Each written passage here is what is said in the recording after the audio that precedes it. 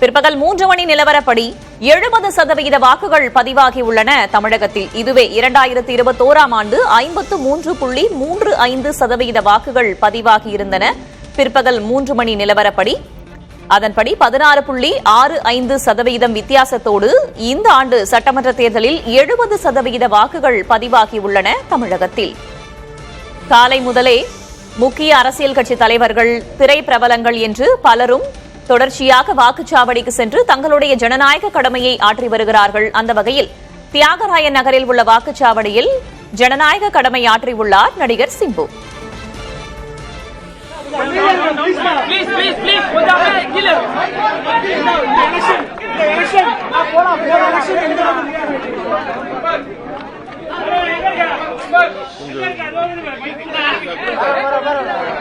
Okay, மைக்க கொஞ்சம் கீழ கொஞ்சம் டவுன் பண்ணிக்கோங்க.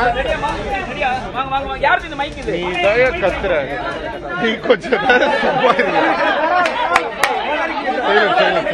சைலன்ட்.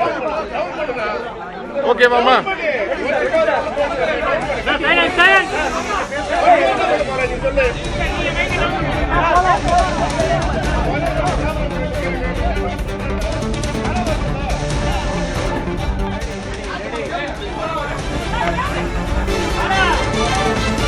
பேச விட மாட்டீங்க சொல்றீங்க.